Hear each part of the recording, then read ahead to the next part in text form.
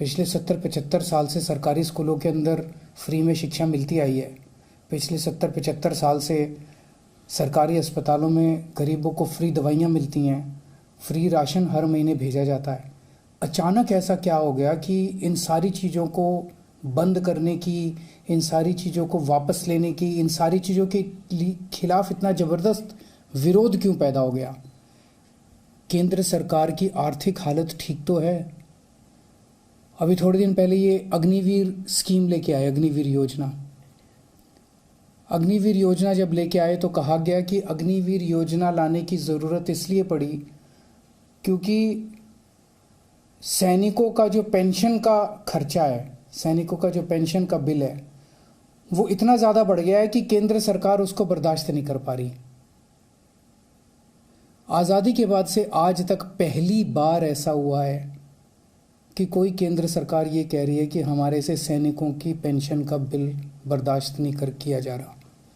आज तक कभी किसी सरकार ने ये नहीं कहा कि देश की सुरक्षा के लिए पैसे की कमी पड़ गई है। आज तक किसी सरकार ने ये नहीं कहा कि सैनिकों की पेंशन का पैसा हम नहीं दे पा रहे हैं। सैनिकों को पेंशन दे के हम एहसान नहीं करते। सैनिक हमारे ऊपर एहसान करते हैं जब वो बॉर्डर के ऊपर अपनी जान दांव पे लगाते हैं।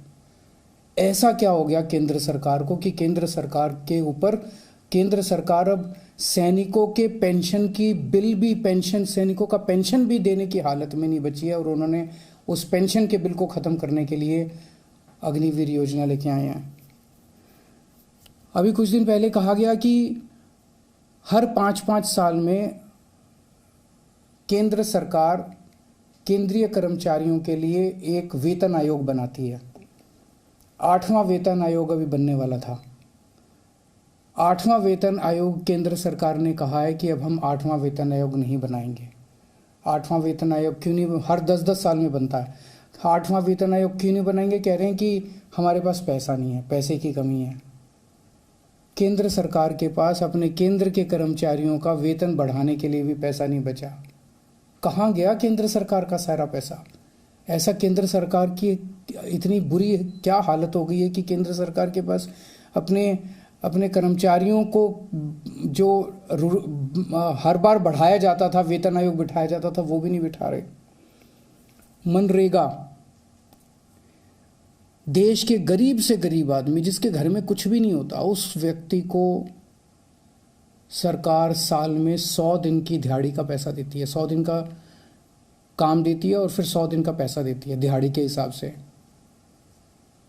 केंद्र सरकार कह रही है हमारे पास वो पैसा भी नहीं है देने के लिए। पिछले साल के मुकाबले इस साल उस पैसे में 25% की कटौती कर दी गई है। देश के सबसे गरीब, सबसे मजदूर आदमी, किसान मजदूर, रिमोट इलाकों में जो देश में रहते हैं, गांव में रहते हैं, वो लोग दिहाड़ी के हिसाब से साल में 100 दिन की दिहाड़ी करते थे और सरकार उनको गड्ढे खोदने का काम करते थे, कहीं कुछ सड़क बनाने का काम करते थे, उनको सरकार 100 दिन की दिहाड़ी दिया करती थी।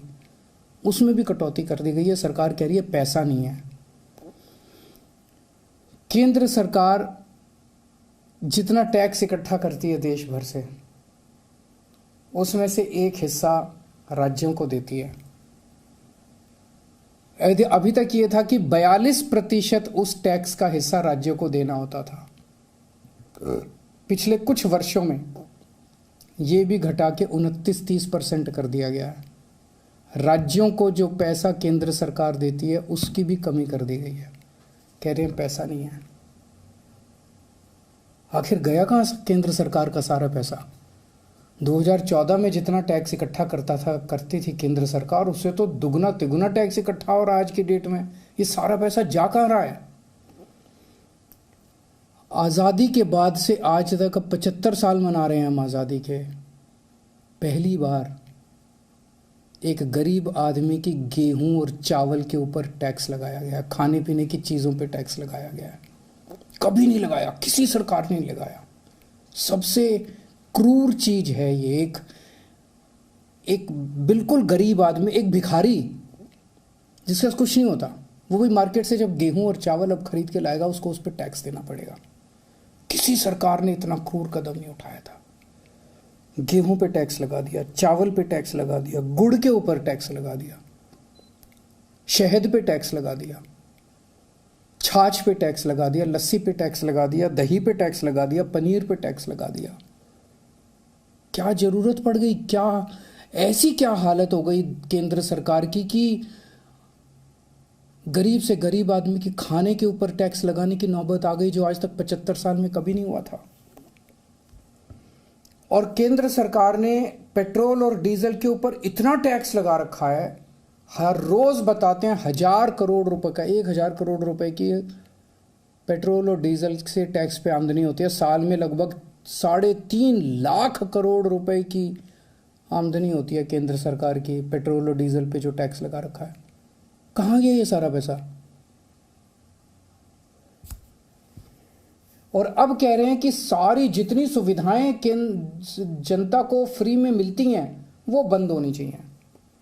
सारे सरकारी स्कूल या तो बंद किए जाएं और या सारे सरकारी स्कूलों में बच्चों से फीस ली जाए, ऐसा कह रहे हैं ये लोग।